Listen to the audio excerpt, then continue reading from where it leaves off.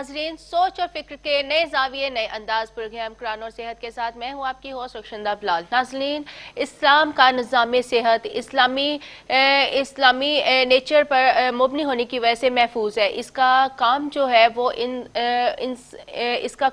वो इंसान को ज़्यादा से ज़्यादा फितरी तरीका इलाज की तरफ आगाह करना है, जबकि आज के एलोपैथी तरीका इलाज की तरफ अगर देखा जाए तो उसका पर्पज़ जस्ट आपको कुछ केमिकल्स यूज़ करके कुछ तरीका इलाज को दबा दिया जाता है, जबकि जैसे ही उस दफाई का असर खत्म होता है तो आपको मजीद वो बीमारी जो है नमूदार होना शुरू हो जाती है।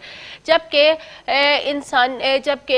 कुदरती तरीका इलाज जो है वो बिल्कुल महफूज और अच्छा तरीका इलाज है। आज हम बात करेंगे एलर्जी के हवाले से, दमे के हवाले से कि एलर्जी जो है वो बॉडी पे क्यों होती है, नज़ला जुकाम के हवाले से ये बात करेंगे। हमारे साथ मौजूद हैं बैनुल-अक़वामी शोहरत याफ्ता research scholar professor doctor Jamil Mahri, जो हमें कुरान और सुन्नत की रोशनी में इस तमाम बीमारियों का इलाज और एहतियाती तदाबीर बताएंगे। अगर आज के प्रोग्राम के हवाले से आप कोई भी बात करना चाहते हैं तो स्क्रीन पर दिए हुए नंबर पर आप हमें कॉल भी कर सकते हैं। जी अस्सलाम वालेकुम डॉक्टर साहब।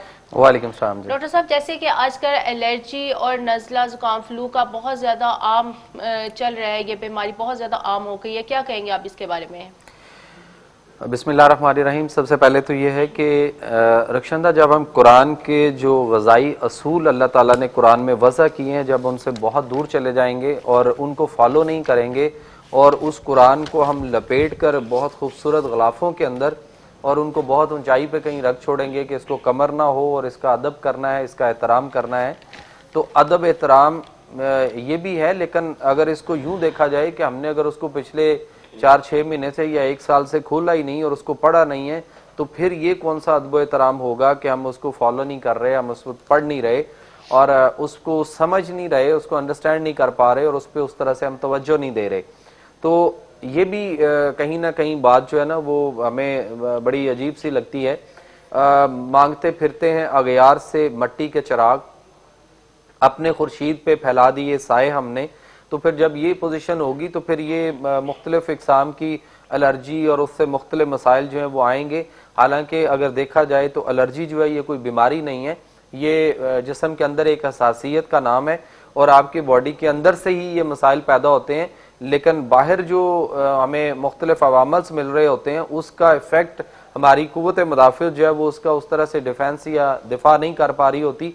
हमने अपनी कुव्वत मुदाफ़िअत को कमज़ोर कर लिया होता है, जिसकी वजह से मुख्तलिफ मसाइल आते हैं और डॉक्टर्स फिर जो है उसको जब समझ नहीं आती, वो उसको अंडरस्टैंड नहीं कर पाता, वो उसकी अच्छी तशख़ीस नहीं कर पाता और फिर बेहतर जो इलाज उसके लिए है वो अल्लाह के निज़ाम सेहत में जो फितरत के करीब लाना है, उसके पास फितरत से दूरी वाले तरीका इलाज है। उसने एक नुस्खा लिखना है और आपको मेडिकल स्टोर पे भेज देना है, आप एंटी एलर्जी ले लें, आप एंटीबायोटिक्स ले लें, आप मुख्तलिफ स्टीरॉइड्स ले लें। अब मैंने ऐसे लोगों को देखा है जो 4-4, 6-6 गोलियां एक टाइम में एंटी एलर्जी और स्टीरॉइड्स जो है वो खा रहे होते हैं और उसके बाद बहुत सारे ऐसे हैं जिनको सुबह उठते ही बहुत ज्यादा छींकें या स्नीजिंग होती है और उसके बाद वो उनके चेहरे पे अजीब मतलब सुर्खी आ जाती है, दाने से बन जाते हैं, तप्पड़ बन जाते हैं और वो पूरा उनका एक ऐसा एलर्जेटिक प्रॉब्लम होता है। और ऐसे ऐसे रक्षंदा लोग मौजूद हैं जिनकी 2-2, 250 सुबह उनको छींकें आ रही होती हैं। डॉक्टर साहब, ऐसे भी तो होता है ना, कभी बाज़-औक़ात कोई गर्म चीज बहुत ज्यादा खाने से या कुछ खास चीजें खाने से इंसान की बॉडी जो है वो रेड होना शुरू हो जाती है। अक्सर ये कहा जाता है कि एलर्जी होना शुरू हो गई, फलां चीज खाइए उससे एलर्जी होगी, क्या आप कहेंगे इसके बारे में? बात पता है क्या है कि सबसे पहले तो ये देखना है कि एलर्जी जो है ना वो जिस्म के अंदर किस वजह से हो रही है। इस वक्त ज्यादातर जो मसाइल आ रहे हैं एलर्जी के हवाले से वो ये हैं कि हमारे जिस्म के अंदर सर्दी और खुश्की का अंसर जो है वो बहुत ज्यादा हो जाता है। आप देख रहे हैं कि इस वक्त जो है हम डेली बात करते हैं कि लोग इस वक्त जो है ना वो चावल तो इस तरह से खा रहे हैं कि जैसे ना बस ये आज ही अभी शायद जिंदगी है, अभी मिले हैं, इसके बाद शायद नहीं मिलेंगे। उसके बाद चावलों के अंदर आलू डालते हैं, मटर डालते हैं, उसके बाद गोभी डालते हैं, तो ये तीनों सब्जियां भी बादी हैं और चावल भी बादी हैं, तो ये 4 गुना हम बादी चीजें जो है वो खा रहे हैं। फिर उसके बाद अगर इन सब्जियों को लदा भी पकाते हैं तो उस सूरत में भी फिर उसके साथ हम ठंडी चीजों का इस्तेमाल कर रहे हैं। खाना खाते ही हम कोल्ड ड्रिंक का इस्तेमाल करना शुरू कर देते हैं। अच्छा, अभी कोल्ड ड्रिंक पी नहीं, घर में किसी के मेहमान चले जाएं या आ जाएं तो वो पहले कोल्ड ड्रिंक दे देते हैं और 10 मिनट के बाद उसको चाय दे देते हैं। तो ये जो ऊपर नीचे मुख्तलिफ चीजों का तजाद है, ये हमने इसको फॉलो नहीं कभी किया कि एक ठंडी चीज ले रहे हैं और उसके फौरन बाद हम चाय ले लेते हैं, तो वो गर्मी खुश्की का आंसर है, वो सर्दी का आंसर है, दोनों का क्लैश होगा। बलगम जिस्म के अंदर जो है वो ज्यादा बनेंगी, रतूबात ज्यादा बनना शुरू हो जाएंगी जिस्म के अंदर। इन बलगमी रतूबात की वजह से आपके जिस्म के अंदर एक ग्लेशियर बनना शुरू हो जाएगा और वो फिर बलगम रेशा केरा जो है वो आपके सर में, दिमाग में, और वहां से फिर वो नाक के जरिए अगर गिरेगा या निकलेगा तो आपके पॉलिप नेजल जो है नाक के अंदर जो वदूद हैं ये बढ़ना शुरू हो जाएंगे। जब ज्यादा बढ़ेंगे नाक बंद हो जाएगा, सांस लेने का मुश्किल, नाक जो है वो बंद है और मुंह खोल के सांस ले रहे हैं, सोते हुए मुंह खुला हुआ होता है। और फिर उसके बाद सीटियों की आवाजें छाती से, बलगम रेशा और वो जो फेफड़ों में गया उसने फेफड़ों के अंदर जाके ब्रोंक्यूल्स को जो है वो ब्लॉक कर दिया और उसका रिजल्ट ये आया कि बाद में हमें वहां से सीटियों की आवाजें और ब्रोंकियल अस्थमा की तरफ हम चले गए। फिर वेंटोलिन इनहेलर आ गया और मुख्तलिफ इनहेलर्स हमने लेना शुरू कर दिए और उसके साथ साथ नेबुलाइज मशीनें लोगों ने अब घरों में ले ली हुई हैं, लेकिन नेबुलाइज भी हो रहा है, इनहेलर्स भी 4-4 इस्तेमाल हो रहे हैं और उसके साथ मुख्तलिफ ऐसी दवाइयां स्टीरॉइड एंटीबायोटिक्स जो हैं वो भी चल रही हैं। लेकिन गजा का पीछे पता नहीं डॉक्टर्स को कि इस मरीज को अब कौन सी खुराक जो है वो नहीं देनी चाहिए, वो रोक देनी चाहिए। देखिए आप एंटीबायोटिक्स देकर जब उसके अंदर बलगम रेशा या केरा को दबाने की कोशिश करते हैं या जलाने की कोशिश कर रहे होते हैं, बर्न करने की, तो पीछे से रॉ मटेरियल वो ऐसी खुराक वो खाए जा रहा है जिससे और बलगम बन रही है, तो आप जो है वो उसको कब ठीक कर पाएंगे? यकीनन ये बहुत ज्यादा डेंजरस है। यहाँ पे हमारे साथ एक कॉलर है, नाजिया है सियालकोट से। जी नाजिया। अस्सलाम वालेकुम डॉक्टर साहब। जी वालेकुम सलाम। बात करनी है जी बताइएगा। हाँ जी, मैं ये कहना चाह रही थी कि आपका प्रोग्राम बहुत अच्छा है, बहुत ही अच्छा है। हमें इतनी रहनुमाई मिल रही है कि मैं बता नहीं सकती। और घर में जो कि मेरे मियाँ के मूंग की दाल नहीं खाते थे, अब मैंने 2 दफा हफ्ते में बनाई है तो वो खाना शुरू हो गया। तो मुझे बहुत ही अच्छा लग रहा है कि इतना अच्छा प्रोग्राम, मैंने तो 1 हफ्ता हुआ देखे थे। जी बहुत शुक्रिया। तो मेरा बीपी भी हाई रहता है, तो मुझे आपसे मिलना भी है लाहौर में। जी कोई बात पूछेंगी आप? तो बीपी मेरा हाई रहता, तो इसके लिए मैंने भी कोई आपकी वो जो गौसबान बताया था वो मैंने भी शुरू नहीं किया। उसको अगर आप शुरू कर चुके होते तो अब तक आपको बहुत ज्यादा फायदा हो चुका होता। अच्छा, तो वो मैं गोली छोड़ दूं जो मैं ले रही हूँ? जी मैं बताता हूँ आपको। ठीक हो गया जी। बहुत शुक्रिया जी। एक तो आप प्रोग्राम को देखते हैं, प्रोग्राम को सराहते हैं और हम कोशिश करते हैं, हमारी पूरी टीम कोशिश करती है चैनल 5 की कि हम आपके लिए ऐसी ऐसी चीज़ें जो है ना वो लेकर आएँ जिससे आप घर बैठे इस्तेफादा हासिल करें और आप अपने ट्रैक को ज़रा सीधा कर लें। जिस ट्रैक पे आप चले गए हुए हैं उस ट्रैक में से और भी दिग्गर बहुत सारे ट्रैक्स निकलते हैं। अगर आप उन रास्तों पे आ जाएंगे, और ख़ास तौर पे अल्लाह का निज़ाम से जो है ये फितरत पर मबनी है और कुरान के अंदर बड़ा वाज़ेह है, अगर हम इसको फॉलो करना शुरू कर दें, इस पे आ जाएं, इस पे लौट आएँ, तो मैं ये कन्फर्म बात करता हूँ कि इंशाअल्लाह ताला मुख्तलिफ बीमारियाँ जो पाकिस्तान को बड़ी लोगों को बड़ी दीमक की तरह से खा रही हैं और हम अपने प्यारों को बहुत तेजी के साथ मट्टी तले जो है वो उनको दबा रहे हैं और उसके बाद हम वो कुरान खोल के उनके लिए कुरान खानी कर रहे होते हैं। ये कुरान अगर हमने पहले खोल लिया होता या उस पर तवज्जो दी होती तो शायद हम वो इतनी जल्दी हमारे से ना बिछड़ते बीमारियों के वजह से, और आज हम उनके लिए कुरान खानी इस तरह से ना कर रहे होते जिस तरह हम बख्शवाने के चक्कर में है। तो इस कुरान को फॉलो करें, ये इस दुनिया में हमें पूरी रहनुमाई के लिए भेजा गया है। और सूरह रूम में आयत नंबर 30 में अल्लाह ताला फरमाते हैं कि अल्लाह ताला की फितरत यानी कानून फितरत जिस पर उसने लोगों को पैदा किया, इख्तियार किए रहो। इंसानों में कोई तगय्युर और तब्दीली नहीं हो सकती, यही सीधा दीन यानी जिंदगी करने का तरीका है, मगर बहुत लोग नहीं जानते। तो जो लोग नहीं जानते, हम उनके लिए ये चैनल 5 से पूरी टीम आपके साथ जो है वो दिन रात 24 घंटे कोशा रहते हैं, आपके फोन कॉल्स, और उसके पीछे भी हम ये नहीं है कि अभी जो आज हम प्रोग्राम कर रहे होते हैं उसके लिए हमने पहले उसको बड़ा स्टडी करते हैं, उसको देखते हैं, और मैं बहुत सारी चीज़ें जो हैं वो कुरान से और आप सल्लल्लाहु अलैहि वसल्लम के उसवा हसना से, अहादीस की किताबों से, लाइब्रेरीज वगैरह कंसल्ट करके मैं चीज़ें ऐसी ढूंढ के लेके आता हूँ जो आप सल्लल्लाहु अलैहि वसल्लम ने अपने दौर में और सहाबा ने, और उसके बाद जब इस्लाम की पहली रियासत मदीना से मार्ज़ वजूद में आई तो उस मदीना शरीफ की इस्लामी रियासत को आप देखें कि वो कितनी खूबसूरत थी। आज अगर हम उसी इस्लामी रियासत को अपनी इस इस्लामी रियासत के मुताबिक कर लें तो मेरा नहीं ख्याल कि पाकिस्तान के जो मसाइल हैं वो हल ना हो। जी बिल्कुल, डॉक्टर साहब ने बहुत अच्छी बात की। हमारे साथ यहाँ पे एक कॉलर है, रिश्ता है कराची से। जी अस्सलाम वालेकुम। हेलो हेलो जी वालेकुम सलाम जी। आपकी आवाज बहुत हल्की आ रही है मुझे। जी आप जरा ऊंचा बोलिएगा, आपकी आवाज आ रही है। हेलो अस्सलाम वालेकुम। वालेकुम सलाम जी, क्या पूछेंगी आप? आपकी आवाज मुझे बहुत हल्की, बल्कि अब तो आ ही नहीं रही। आपकी आवाज आ रही है जी, आप अपना मसला बयान कीजिएगा। जी मैं कराची से बात कर रही हूँ, फरिश्ता अली। डॉक्टर साहब आपका प्रोग्राम बहुत अच्छा है, बहुत इंफॉर्मेटिव है और बहुत जबरदस्त है। प्रॉब्लम मेरे साथ बहुत ज्यादा है, मुझे ये समझ नहीं आ रहा मैं कहाँ से शुरू करूँ।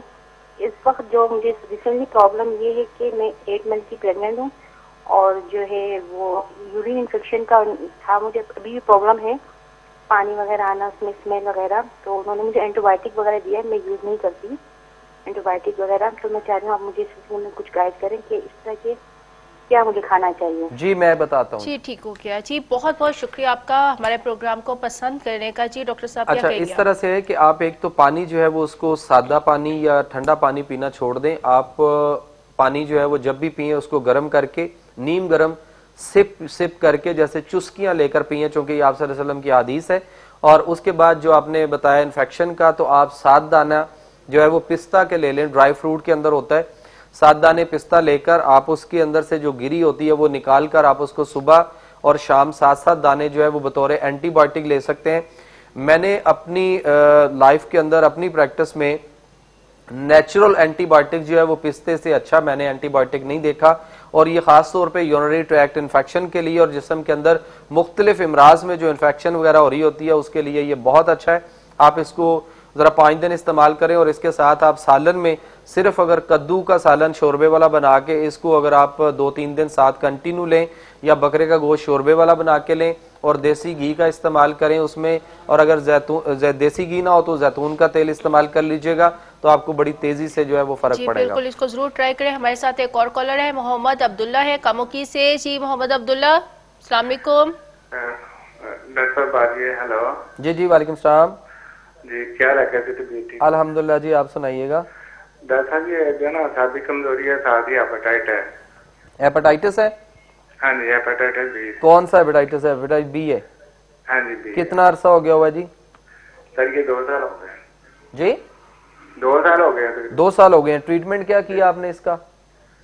ये एलोपैथी लेता रहा हूँ, कभी होम्योपैथिक खाता रहा हूँ। चले मैं बताता हूँ जी आप। जी हेपेटाइटिस बी के हवाले से ये बात कर जी रहे हैं। एक्चुअली ये होता है कि हेपेटाइटिस जो है ना, ये तजाबियत मैदा जो होता है उसकी वजह से होती है। और यही तजाबियत जब सफ़र करके आगे खुराक के साथ हजम होकर जब जिगर में पहुंचती है, जिगर खाई हुई खुराक को जब मेटाबोलाइज कर रहा होता है तो उसमें जो तजाबियत जाती है वो जिगर के अंदर इफेक्ट करती है और जिगर की सोजिश होना शुरू हो जाती है।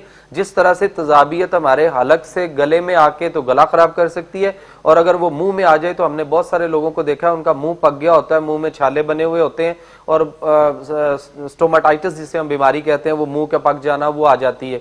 इसी तरह से यही तजाबियत जब जिगर में पहुंचती है तो जिगर को अंदर से उसको इनसाइड एरिया में लिवर के जो है ना वो स्टोमाटाइटिस टाइप जो है ना वो पैदा हो जाता है, जिसकी वजह से जिगर का अपना फंक्शन जो है वो खराब हो जाता है और उसके जो सुफरा जो उसने बनाना है बाइल वो एब नॉर्मल बनना शुरू हो जाता है। कुछ चीजें जरूरत से ज्यादा बढ़ जाती हैं और वो जब खून में जाती हैं तो फिर सप्लीन सेकंड सेक्रेशन का अमल जब प्रॉपर ना करे तो वो वही खून के अंदर बार बार घूमता है और उसकी मिकदार जो है वो बढ़ना शुरू हो जाती है। जैसे हम LFT करवा के देखते हैं तो ALT AST वगैरह बढ़ा होता है। तो इसका हल जो है ना वो तजाबियत, एसिडिटी और वो जो सुफरा जिस्म के अंदर ज्यादा जाके पड़ा रुक गया हुआ है और वो खमीर बना ताफन का शिकार हुआ, वही पॉइजन बन गया होता है, जिसको उसी पॉइजनिंग फ्लूइड को अगर हम लातीनी जुबान में कहें तो हम उसको वायरस कहेंगे, और वायरस कीड़े नहीं है, ये ज़हन में रखिएगा।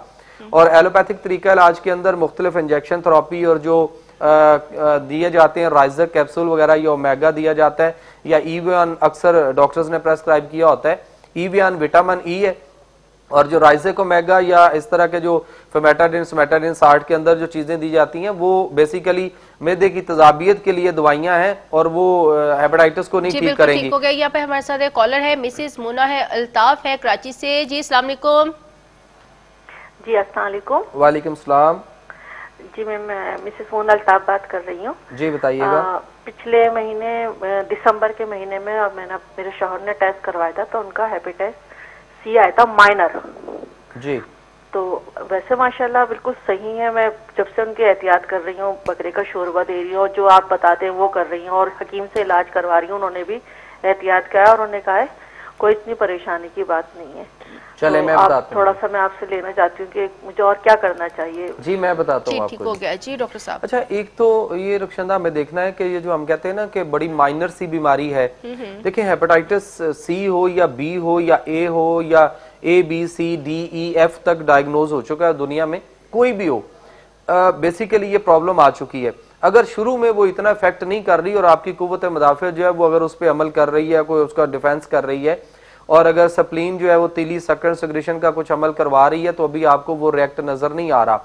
लेकिन सॉरी टू से ये कुछ अरसे के बाद जाके जब जिगर सुकड़ने की तरफ चला जाए, खुदा ना खास्ता, या क्रॉनिक जब आप लिवर डिजीज होंगे तो उस वक्त बहुत ज्यादा प्रॉब्लम आएंगे, जिगर सुखड़ेगा, पेट में पानी आ गया होता है, और उस वक्त हम पता नहीं वो आखिर देखकर कोई ट्रीटमेंट लेने की तरफ आते हैं। हम अगर इसको इसी वक्त अगर आप इसके प्रॉपर कोई ट्रीटमेंट ले लें तो ये मिनटों में ठीक होने वाली बात है। ये हफ्तों में आपका हेपेटाइटिस जो है वो नेगेटिव हो सकता है, और खास तौर पे ये देखना है कि हेपेटाइटिस जो है ये हमें पीसीआर में नॉट डिटेक्टेड की रिपोर्ट पे नहीं रहना चाहिए। परसों मेरे पास एक पेशेंट आया, वो फ्रांस से था, तो वो कहता है जी मैंने वहां पे ये करवाया था और मेरा वो नेगेटिव हो चुका हुआ है, तो मुझे कहता है जी मेरी पीसीआर में नॉट डिटेक्टेड है। मैंने कहा नॉट डिटेक्टेड है ना, वो कहे नेगेटिव है। मैंने कहा जी नॉट डिटेक्टेड लिखा हुआ है, कहता है यस। मैंने कहा जी फिर इसका मतलब है कि आप हैं। उसका मैंने उसको रिकमेंड किया कि एलाइजा मेथड करवा के ना आप एक मेरे पास दोबारा आओ। कल वो एलाइजा मेथड करवा के आया तो उसकी रिपोर्ट जो है ना वो कोई 8.5 पॉइंट पे खड़ी थी। मैंने कहा 1 पॉइंट से कम होनी चाहिए, तो आप देख लें कि यहाँ पे भी आप जो है ना वो उसी में आप मुब्तला हैं। लेकिन डॉक्टर्स जो है ना वो नॉट डिटेक्टेड को कह देते हैं कि बस आप नॉर्मल है पीसीआर आपका, तो इस तरह से ये नहीं करना चाहिए। मजीद हम बात करेंगे, बहुत अच्छी आप बात कर रहे थे। हमारे साथ एक कॉलर है, शकील है गुजरात से। जी अस्सलाम वालेकुम। जी शकील, क्या कहेंगे आप? डॉक्टर से बात करें। जी बताइएगा शकील साहब। डॉक्टर बात ये है कि 42 ईयर मेरी एज है जी, और मेरे गले में ना एक सीटी सी बचती है। ठीक है, कितने अरसे से ऐसा हो? ये तकरीबन ये समझ लें कि 10-15 साल हो गए। डॉक्टर्स को चेक करवाया, क्या कहते हैं? कुछ भी गले में कुछ खास वो बताते नहीं है, कहते ठीक है कुछ भी नहीं है, बस आपका थोड़ा वजन ज्यादा इसकी वजह से है, लेकिन सांस भी जरा फूल जाता है, थोड़ा सा काम करें आगे पीछे भागे।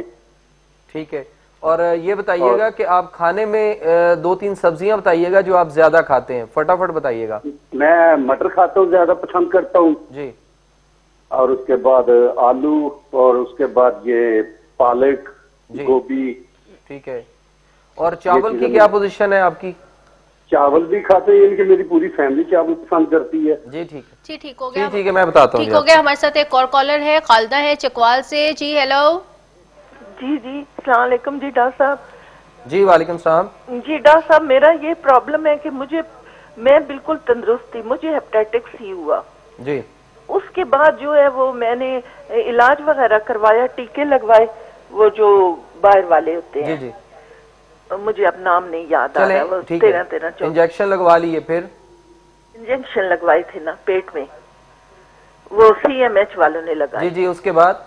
जी उसके बाद ये था कि मुझे काफी सफेद सेल जो थे वो मेरे कमजोर हो गए ना, 2-3-4 वो, उससे फिर मुझे नहीं पता था कि मैं कमजोर, मैं चल फिर बिल्कुल सही रही थी, कोई मुझे मसला नहीं था, काम भी थोड़ा बहुत घर का कर रही थी। तो उसके बाद जो है वो ऐसे हुआ है कि मैंने गेट खींचा है, वो जो कैंची वाला गेट नहीं है, उससे मेरा ये जो पीछे मोरा है ना, उस मोरे में तकलीफ हो गई। ठीक है जी, मैं बताता हूँ आपको। जी डॉक्टर साहब। अच्छा, पहले तो वो शकील साहब थे जो बात कर रहे थे, उनके गले में सीटियां और उस तरह से था। बेसिकली आपने खुराक देखें, आपने खुराक बताई, मैंने नहीं आपसे पूछा कि आपके अंदर प्रॉब्लम क्या है। वही बात जो हमने स्टार्ट लिया था प्रोग्राम का कि आप आलू ले रहे हैं, मटर ले रहे हैं, गोभी ले रहे हैं, चावल ले रहे हैं, और चावल आप कहते हैं कि हमारी पूरी फैमिली में बड़ा रवाज है, हम बड़े शौक से खाते हैं। तो आपके जिस्म के अंदर बलगम, केरा या रेशा जो है इसकी प्रॉब्लम ज्यादा रहती है। आपके घर में अगर आप देखें तो आपके यहाँ बलगम वाली प्रॉब्लम जो है वो लोगों को ज्यादा होगी, घर में भी, बाकियों को भी।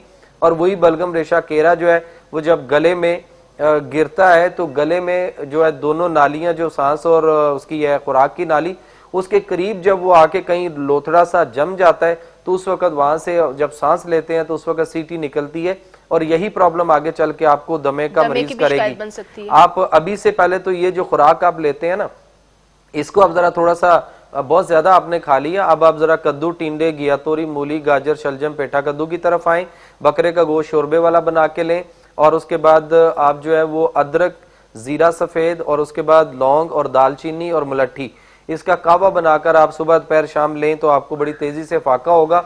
और मजीद फिर मशवरा को चाहिए तो मेरे मोबाइल नंबर स्क्रीन पे आ रहे होते हैं, आप उस पर 24 घंटे मुझे जब चाहे कॉल कर सकते हैं। इसके बाद था वो जो कराची से थी कि हेपेटाइटिस का उनका मसला था। देखिए हेपेटाइटिस जो है, सॉरी चकवाल से थी ये, तो हेपेटाइटिस जो है ये कभी भी नहीं जाता एलोपैथिक तरीका इलाज से। आपने अगर पीसीआर करवा के देखा है और उस पर नॉट डिटेक्टेड पे आप अगर मुतमिन है सीएमएच की रिपोर्ट से, तो मैं आपको ये गुजारिश करूंगा कि आप अपना हेपेटाइटिस सी का विरालोजी अलाइजा मेथड जो है ये आप करवाएं, और फिर उसकी जब रिपोर्ट आ जाए तो फिर आप देखिएगा कि वो रिपोर्ट क्या आई, और मेरे नंबर स्क्रीन पे आप मुझे फिर फोन करके बताइएगा। और उसके बाद जो कमर के मोरे का आपने डिस्कस किया, उसके लिए ये है कि आप 1 पाव जैतून का तेल ले लें, आधा पाव तारे मिरे का तेल ले लें, 2 बोतल आप आयोडेक्स ले लें, तीनों चीजों को किसी एक बोतल में डाल के इसको शेक करें और इसका मिक्सचर बना के रख लें, और जहां पे आपके कमर में दर्द हो रहा है या खिंचाव है वहां पे मसाज करें, और फिर 1-2 दिन के बाद मुझे बताइएगा। दिन में 2-3 दफा कर लें, रात को सोते वक्त जरूर करें, इसमें कोई हरज नहीं है। मतलब आपने लोकल एप्लीकेशन है, जितना ज्यादा कर लेंगे उतना ज्यादा अच्छा रिजल्ट ठीक हो गया। हमारे साथ यहाँ पे कॉलर है, एजाज है सक्खर से। जी एजाज।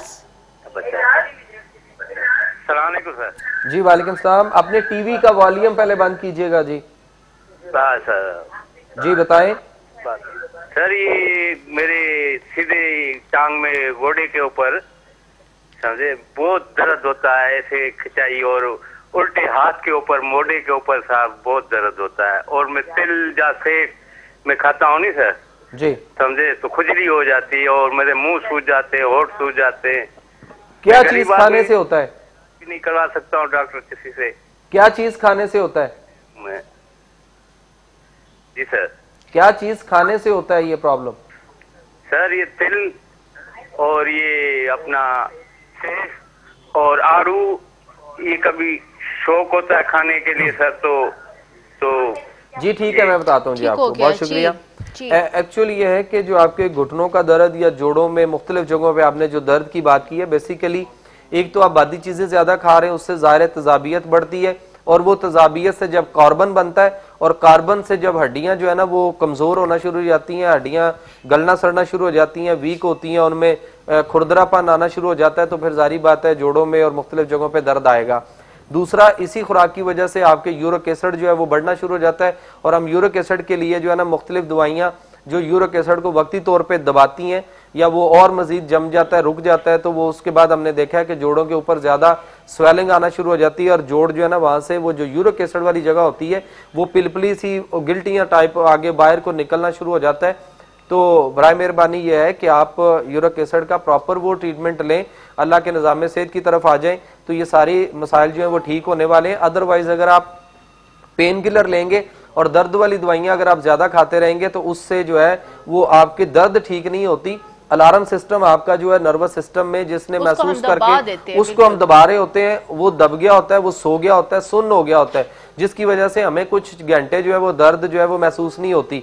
लेकिन मैंने ये देखा है कि जब ये नर्वस सिस्टम ज्यादा किसी का अचानक सुन्न हो जाए तो फिर मरीजों को पैरालाइज होते हुए या पैरापेल्जिया या उनका निचला धड़ मफलूज होना या किसी साइड का फालज हो जाना, इस तरह के मसाइल आते हैं कि मेडिसिन इस्तेमाल करने से हम इस पेन को दबा तो देते हैं, लेकिन एक तकलीफ को खत्म करते हुए हम मुख्तलिफ और बीमारियों का शिकार हो जाते हैं। जितनी पेन किलर्स है ना, ये सिर्फ नर्वस सिस्टम को और नर्वस सिस्टम को कमजोर भी कर रही है, उसको सुन भी कर रही है, उसको मतलब पंजाबी में कहेंगे उसका बेड़ा गर्क हो रहा है। और उसके बाद दूसरी साइड पे अगर हम देखें तो यही पेन किलर जो है ये जिगर के अमराज, मैदे के अमराज, आप देखेंगे अपने घरों में वो देख लें जो लोग पेन किलर्स खा रहे हैं उनके नुस्खा जात के अंदर देखेंगे तो फेमेटाडिन या सोमेटाडिन 60 में कोई दवाई जो है वो उनके मैदे के अल्सर से बचाने के लिए उनको साथ साथ उन्होंने जरूर दी होती है डॉक्टर ने, लेकिन उसके खाने के बावजूद भी मरीजों को जो है वो मैदे में तजाबियत और मैदे में जलन और अजीब मसाइल और उनकी भूख मुतासर होती है, भूख नहीं लग रही, खुराक ठीक हजम नहीं हो रही।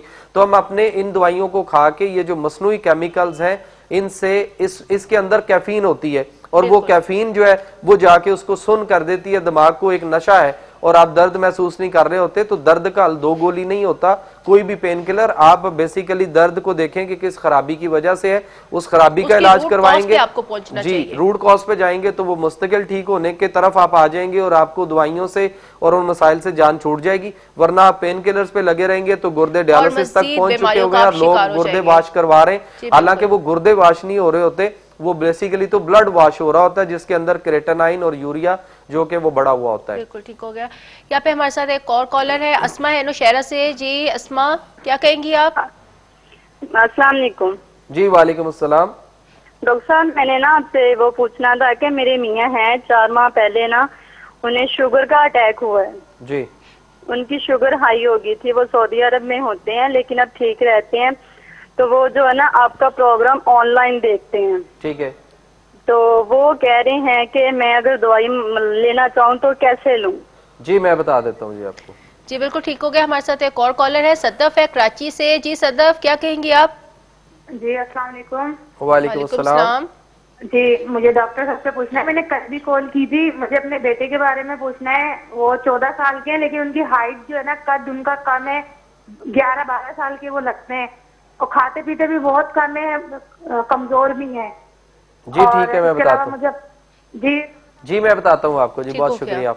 डॉक्टर साहब, जो तो पहले था ना अस्मा थी नौशहरा से जी, उनके बारे में यह है कि आपके मियाँ, खासतौर पे आप ही के मियाँ नहीं और बहुत सारे ऐसे लोग जो मुख्तलिफ मुल्कों में है या मुख्तलिफ पाकिस्तान के दूर दराज इलाकों सूबों से है, और ख़ासतौर पे वो पेशेंट जो लाहौर मेरे पास नहीं आ सकते, उनके लिए हमने रात को 8 से 10 बजे के दरमियान मैंने उनके लिए ऑनलाइन क्लिनिक एक रखा है। उनकी रिक्वेस्ट पे कि वो रात को 8 से 10 बजे के दरमियान मुझे फ़ोन कॉल करते हैं, तो मैं फ़ोन के ऊपर उनकी सारी हिस्ट्री जो है वो 10, 15, 20 मिनट की कॉल चलती है और उसमें हम उनसे जो कुछ मैंने पूछना होता है मैक्सिमम, वह उस बीमारी से रिलेटेड वो सारी उसकी हिस्ट्री जो है वो पूछता हूँ, उसको नोट करता हूँ, फिर उसके मुताबिक मैं उनको दवाई एडवाइस करता हूँ, तो वो दवाई मंगवा लेते होते हैं। कोई इतना मुश्किल नहीं है। तो शुगर को कंट्रोल करने के बजाय मैं हमेशा कहता हूँ कि कंट्रोल जरूर करें, और उसकी मैनेजमेंट जो है वो जरूर रहनी चाहिए, लेकिन उसके साथ साथ उस लबलबे का इलाज भी करवाएं जिस लबलबे की खराबी या कमजोरी की वजह से अब इंसुलिन कम बन रही है और आगे शुगर लेवल जो है वो कंट्रोल नहीं हो रहा। लबलबा जो है वो ठीक होगा तो वो फिर से वैसा ही हो जाएगा जैसा वो पहले था, और उसके बाद हम एक नॉर्मल लाइफ गुजार सकते हैं। डॉक्टर साहब, सदफ थी हमारे साथ कराची से, जी, जो इन्होंने जो हाइट का प्रॉब्लम था। कद जो होता है ये 18 साल की उम्र तक जो है वो बढ़ सकता है। स्टिमुलेटिंग हार्मोन जो होते हैं उस वक्त तक वो ग्रोथ कर रहे होते हैं। 19 या 20वें साल के अंदर जाके 50% चांसेस हो जाते रह जाते हैं।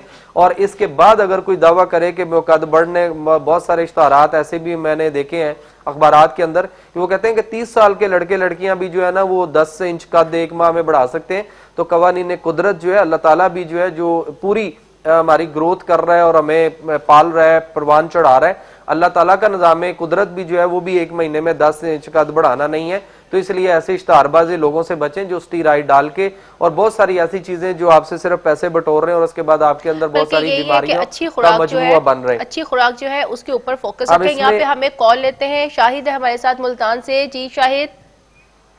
अस्सलाम वालेकुम। वालेकुम अस्सलाम। जी सबसे पहले तो जी मैं आपको मुबारकबाद दूंगा जी चैनल भाई वालों को। जी बहुत शुक्रिया। जो ये प्रोग्राम चला रहे हैं बहुत अच्छा लग रहा है ये मुझे।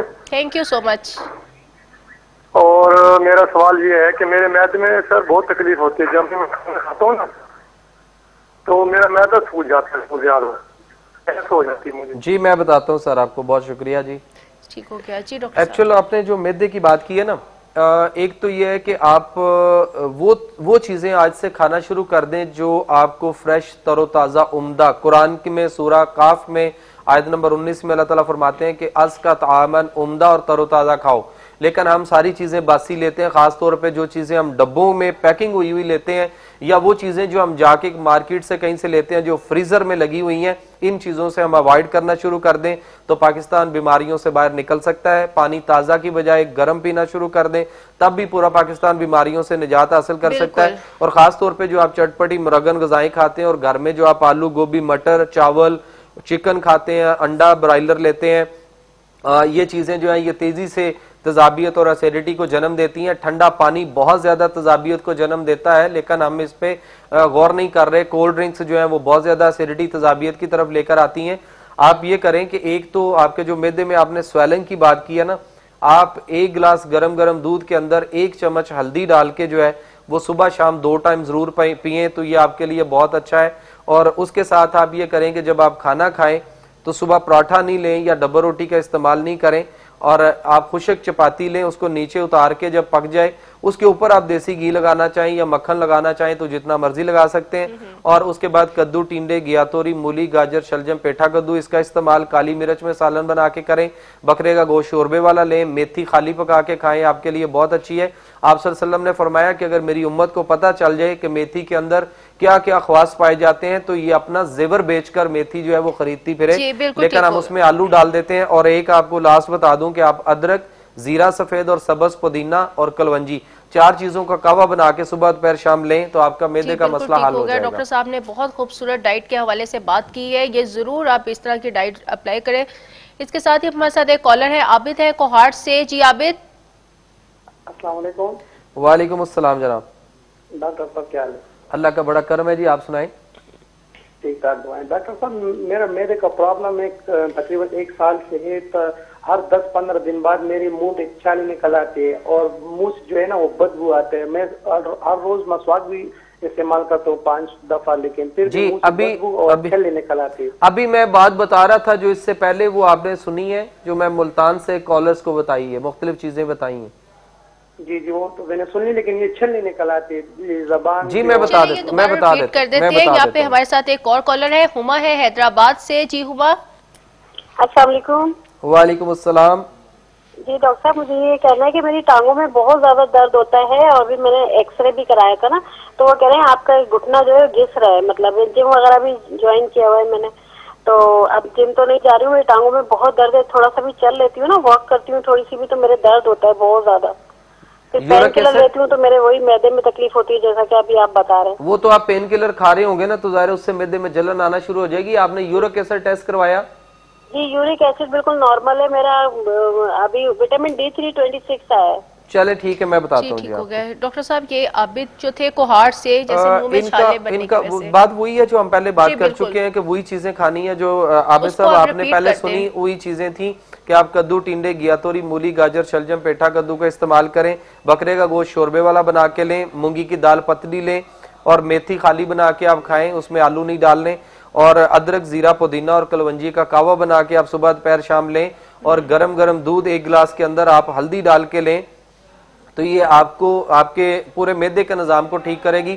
जब आपका डाइजेस्टिव सिस्टम ठीक होगा तो जो मुंह में छाले निकल रहे हैं वो ऑटोमेटिकली ठीक हो जाएंगे। उसके अंदर अच्छा एक और काम करें कि रात को सोते वक्त ना आप जो देसी घी थोड़ा सा लेके उसके अंदर आप हल्दी मिक्स करके तो अपने मुंह के अंदर जो है ना इसका लेप करके सोया करें। और उसके बाद आपने कोई चीज खानी पीनी नहीं, तो आपके जो है मुंह के छाले भी जो है बड़ी तेजी से ठीक होंगे। लेकिन उसके साथ साथ डाइजेस्टिव सिस्टम को ठीक करना भी बहुत जरूरी है। जो खुराक बताई, जो कावा बताया, उस पर अमल करें। अब जो टांगों में दर्द का, जी हुमा हैदराबाद से थी, टांगों में दर्द का ये बता रही थी और इनके कोई और डिस्क प्रॉब्लम शायद ना हो, तो आपसे गुजारिश है कि मेरे मोबाइल नंबर स्क्रीन पे हैं इस वक्त। आप वो लोग खासतौर पे जिनकी अभी कॉल नहीं मिल पाती और वो बाद में मशवरा करना चाहें तो 24 आवर मेरे नंबर ऑन होते हैं, आप बाद में मुझे कॉल कर सकते हैं। हुमा जैसे आपने टांगों की दर्द के हवाले से बात की, तो प्रोग्राम के एंड पे आपको डॉक्टर साहब का नंबर दिया जाएगा, आप उन पे कॉल कर ले और अपनी जो भी आपका प्रॉब्लम है वो इनसे डिस्कस कर सकते हैं। हमारे साथ यहाँ पे एक कॉलर है, जारा है कामोकी से। जी जारा। अस्सलाम वालेकुम।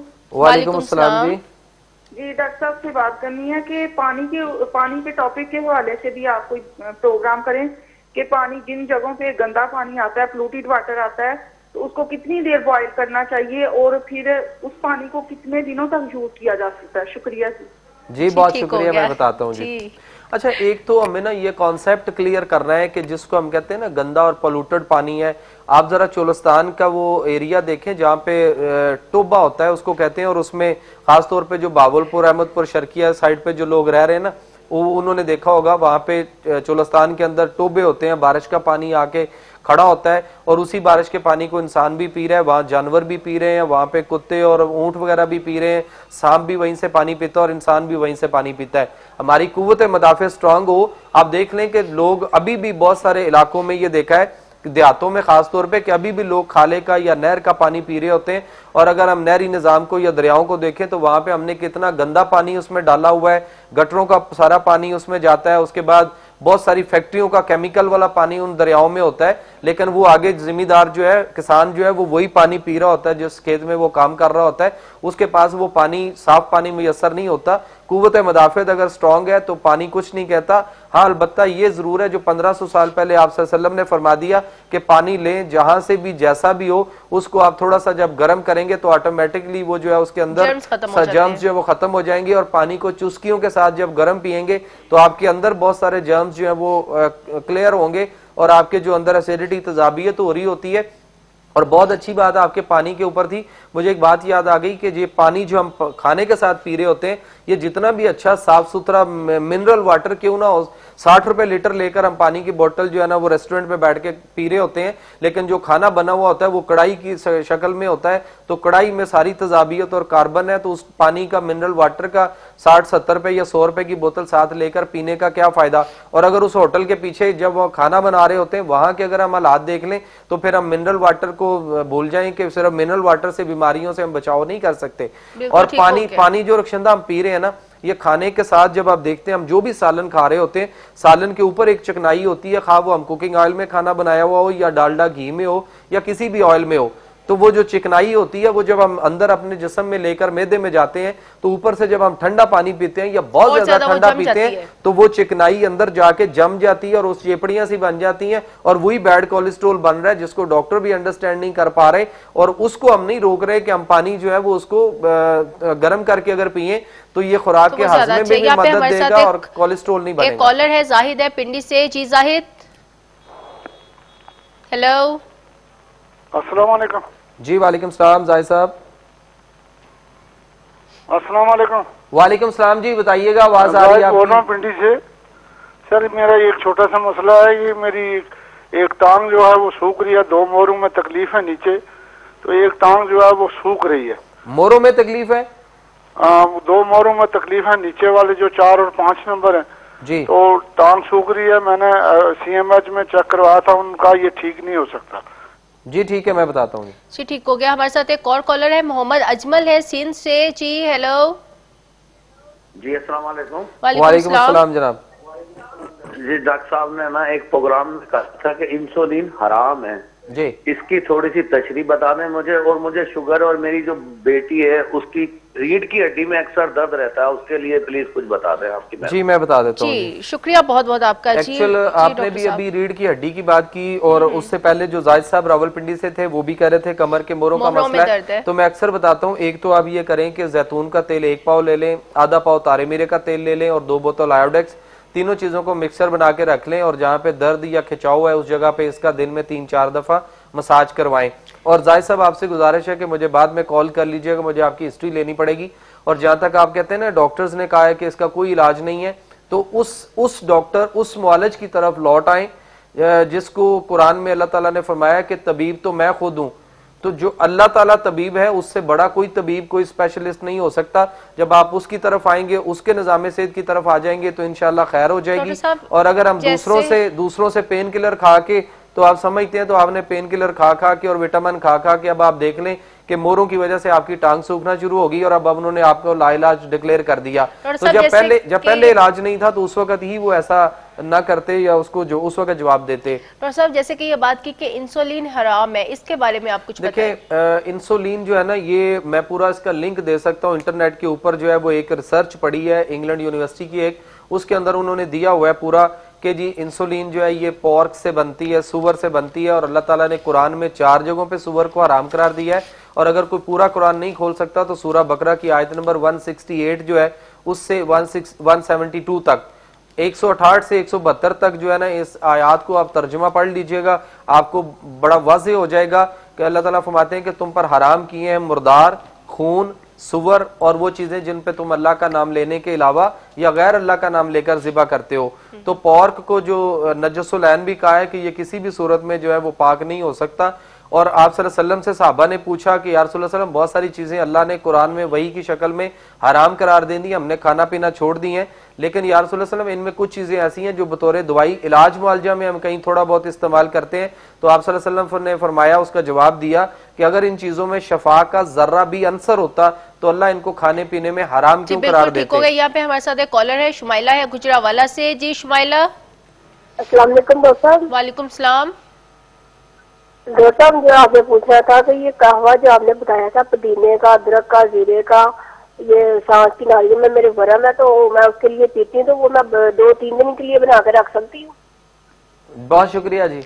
जी ठीक हो गया। कहवे के बारे में मुझे समझ आ गई। मैं सूरह काफ की आयत नंबर 19 आपको रोजाना तकरीबन इस पे कहता हूँ कि आज का तामन उम्दा और तरोताजा खाओ, ये कुरान में अल्लाह ताला फरमा रहे हैं। और आप ये पूछ रही हैं कि काबा ठीक है, बहुत अच्छा है, बहुत बहुत जबरदस्त है, लेकिन आप ये पूछना चाह रही हैं कि मैं क्या इसको बना के एक साथ रख लूं और मैं 3-4 दिन तक इस्तेमाल करती रहूं? तो कुरान को आप मानते हैं या नहीं मानते हैं? अगर कुरान को मानते हैं लेकिन कुरान की एक नहीं मानते तो फिर उसका फायदा कोई नहीं है। बेसिकली आप जब बनाएं ताजा बनाएं, खाना भी उतना बनाएं जितना आप ताजा अभी खा सकते हैं। ये नहीं है कि आज इतना बना लें कि अगले 2-3 दिन तक हम फ्रिज में रख छोड़ें और जब खाना कभी ज्यादा बच जाता है मेहमानों से तो आपने दाएं बाएं गरीबों को, लोगों को, ऐसे लोगों को दे दें जो बहुत ज्यादा जिनके जो फाके से होंगे।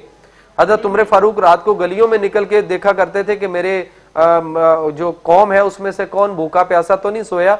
हम ये कहते हैं कि नहीं, खाना बच गया, 2-3 मेहमान आए थे, हमने बूफे टाइप घर में बनाया हुआ था और उसको हमने फ्रिजों में भर लिया। फिर पता खवातीन क्या कह रही होती हैं कि जी अब हमें अगले 2-3 दिन पकाने की जरूरत नहीं है, अब तो मैं कंप्लीट रेस्ट करूंगी और वो बासी निकाल के गर्म करके खाएंगे और जो रेस्ट करके खा रहे थे वही तजाबियत उसको और खराब करेगी और वो रेस्ट जो है वो हार्ड वर्किंग में नहीं रही, इस वजह से बीमारियां तेजी से आएंगे। तो अपने ऊपर, अपने बच्चों पे, अपने घर वालों पे खवातीन से गुजारिश है कि ये रहम करें।